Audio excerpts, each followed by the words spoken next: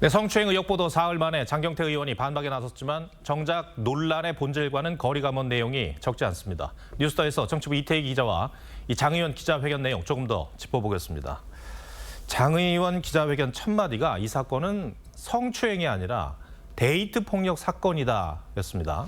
네, 장 의원은 기자회견 내내 이 성추행 의혹에 대한 직접적인 해명보다는 피해자가 당했다는 데이트 폭력의 내용과 강도를 설명하는데 많은 시간을 할애했습니다.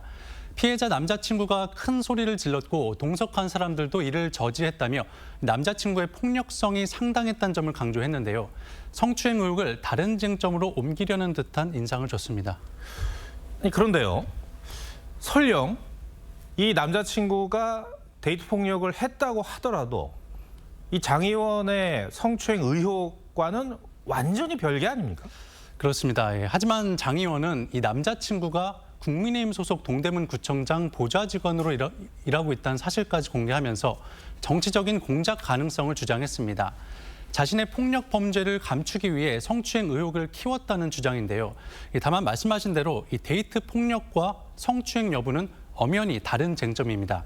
피해자는 여전히 성추행을 당했다고 호소하고 있고 영상 속 장 의원의 왼팔이 피해자 쪽을 향한 장면에 대한 언급이나 설명은 없었습니다. 앞서 전해드렸지만 피해자는 이 남자친구의 폭력은 없었다고 했습니다. 장 의원은 오늘 기자회견에서 이 고소 시점도 문제를 삼았습니다. 왜 당시에 억울하고 수치심을 느꼈다면 고소를 하지 않았느냐, 뭐 이런 주장인데. 네, 곧바로 신고하지 않은 점을 지적하면서 피해자 진술의 신빙성을 문제 삼은 건데요. 전형적인 피해자다움 강요라는 비판이 나옵니다. 저희가 이미 앞서 전해드렸지만 피해자는 고소장에서 조직적이고 체계적인 보복의 위험에 노출돼 있는 상황이었기 때문이라고 했습니다. 국회의원을 상대로 한 법적 다툼에 나서는 데 대한 이 두려움 때문이었다는 겁니다. 이 같은 문제 제기는 박원순 전 서울시장 사건 때도 나온 바가 있습니다.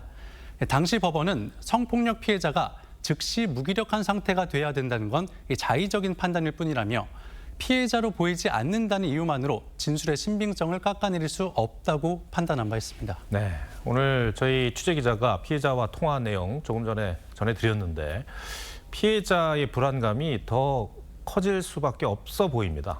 네, 피해자는 장 의원과 또 장 의원을 술자리에 부른 비서관의 눈치를 볼 수밖에 없었다. 압박이 느껴졌다는 말을 재차 강조했습니다. 장 의원은 또 오늘 회견에서 피해자 남자친구의 근무지, 또 피해자가 당시 무단 결근을 했고 정신과 치료를 받았다는 부분까지 언급했습니다. 정부는 성폭력 피해자의 인적 정보를 타인에 전달하는 행위를 명백한 2차 가해로 규정하고 있습니다. 개혁신당 이기인 사무총장은 장 의원이 동대문구 국회의원 신분을 이용해서 피해자와 관련된 민감한 정보들을 얻어냈다면 이는 중대한 문제라며 성추행 의혹이라는 본질은 지워버리고 정치적 프레임으로 물을 흐리려 한다고 비판했습니다. 기자회견 이후에 민주당 반응은 있습니까? 아직 별다른 입장은 나오지 않았습니다. 자체 감찰 결과가 나오기 전까진 언급을 최대한 자제하는 분위기입니다. 다만 불과 닷새 전 당 여성위원회가 여성폭력의 날을 맞아서 여성폭력 근절에 앞장서겠다는 논평을 냈던 것을 감안하면 사안에 따라 선택적인 분노를 하겠다는 것이냐는 비판을 피할 수 없어 보입니다. 민주당 여성의원들은 과거 박원순 전 서울시장 성폭력 사건 당시 피해 호소인이라는 용어를 들고 나와서 여론의 문매를 맞았었죠. 선택적 침묵이 피해자에게 또 다른 상처를 줄 수 있다는 점도 기억해야겠습니다. 네, 이 피해 호소인 참 희한한 용어다라는 생각을 당시 했었습니다. 알겠습니다. 이태희 기자, 잘 들었습니다.